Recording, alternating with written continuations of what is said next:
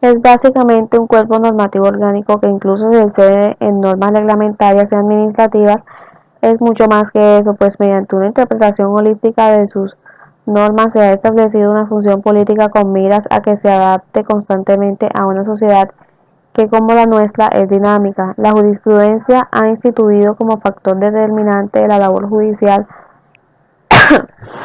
las técnicas interpretativas propias de los principios constitucionales, la ponderación para aplicar derechos fundamentales, la proporcionalidad y la razonabilidad en la protección de tales derechos, la maximización de los efectos normativos de los derechos fundamentales y la proyección horizontal de los derechos fundamentales, o debido a la consideración en estos casos particulares del contenido esencial de estos derechos. El desarrollo del nuevo derecho ha instituido la necesidad de que los jueces consideren en su actividad interpretativa los valores constitucionalizados de forma tal que se reflejen en la cotidianidad a través de decisiones que apliquen en casos concretos. Sin duda, en el paradigma constitucional,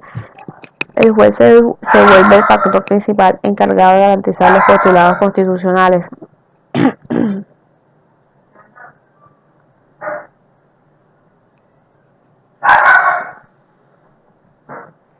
El nuevo rol judicial como insignia del Estado constitucional.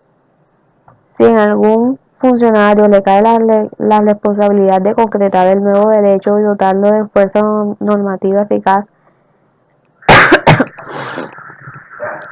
es en el juez, pero no ya aquel tipo de juez descrito adecuadamente en su momento como integrante de la rama menos peligrosa del sistema jurídico, y mucho menos como aquel que debe limitarse a ser la boca que pronuncia las palabras de la ley, como lo pensó Montesquieu, sino un funcionario que ya no es ya el orientador de unos ritualismos procesales vacíos de contenido, ni menos el inflexible fiscalizador del cumplimiento de los rigores de la ley.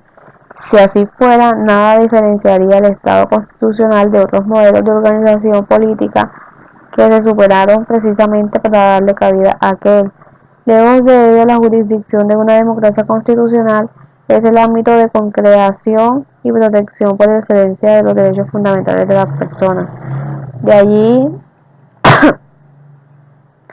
que en los estados modernos se configuren mecanismos para que el ciudadano pueda acudir ante sus jueces en aquellos eventos en que se le desconoce su dignidad, se le confisca o, en fin, se es indolente ante sus padecimientos. Casi desde el inicio mismo del cambio constitucional en 1991 se abogó por la demanda a un tipo distinto de juez respecto del administrador de justicia que ejercía su cargo siguiendo los alineamientos de la Constitución del 86, como afirma Carlos Gaviria. Cuando se dio la Constitución del 91, una de las mayores virtudes que en ella advertí fue la exigencia implícita de un nuevo juez colombiano, que no se nutra solo de incisos y parágrafos incitantes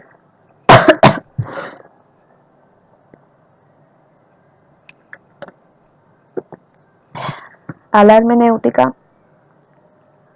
o no hermenéutica, exegética, sino de reflexiones que le permitan descifrar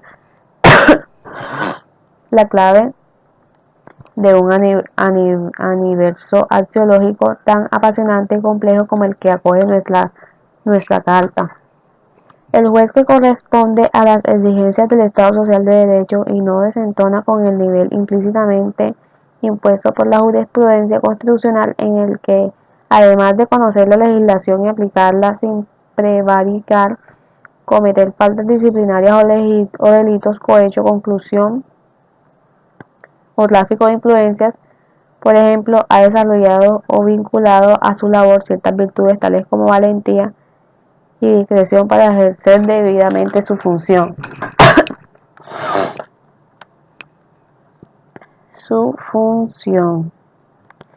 y coraje para enfrentar los riesgos que acaecen, imparcialidad respecto a sus juicios e independencia frente a las partes, sus colegas,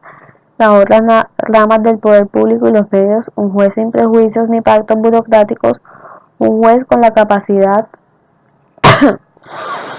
tanto de consideración para aproximarse al problema como de ponderar adecuadamente los pros y contras en los casos en los que hay altos costos morales para una de las partes o para la sociedad,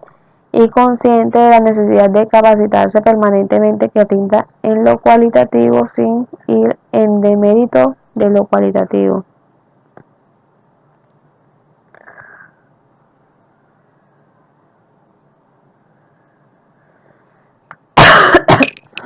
Para Dworkin, en el derecho constitucional es en el que con mayor relevancia se presentan las discusiones filosóficas particularmente dramáticas en nuestro contexto por las polémicas decisiones de la Corte Constitucional sobre la eutanasia, el consumo de la dosis personal de droga, el mínimo vital, el suicidio asistido, así como por ejemplo el derecho al libre desarrollo de la personalidad y el derecho a la igualdad.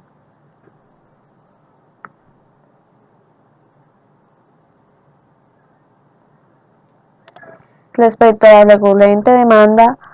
de que los jueces se vuelvan cada vez más filósofos del derecho en su actividad, debería advertirse en primer lugar que estimo que la expresión filósofo del derecho, filosofía del derecho, se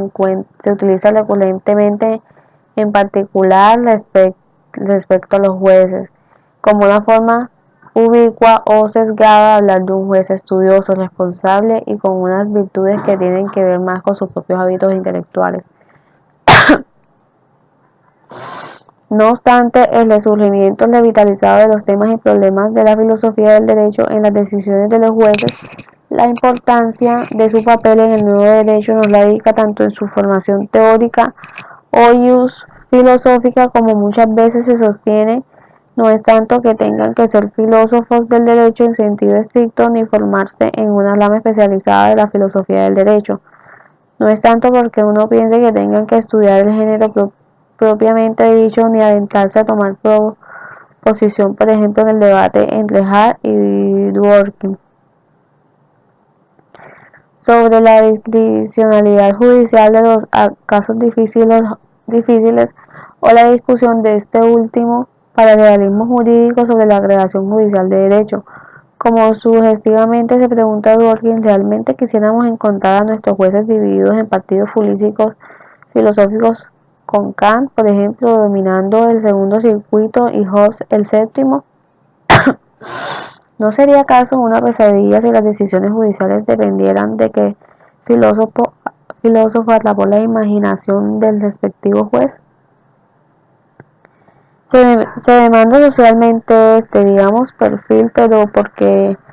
bien sabemos que quienes estudian concienzudamente filosofía del derecho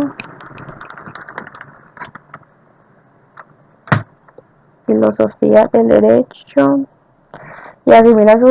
sus enseñanzas, poseen entre otras una especie peculiar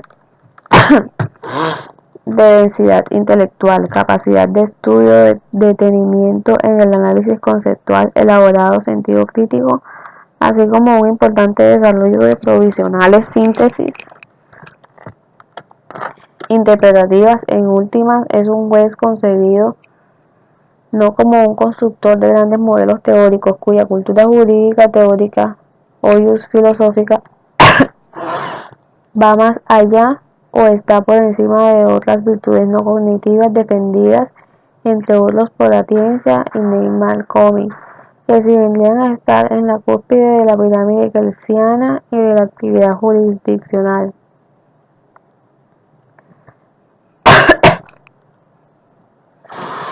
Lo anterior nos permite afirmar que no es entonces un juez filósofo del derecho, sino un juez, digamos, virtuoso en el derecho, quien no solo tiene una boca que pronuncia las meras palabras de la ley, parodiando aquella bien conocida función que le atribuyera Montesquieu, sino que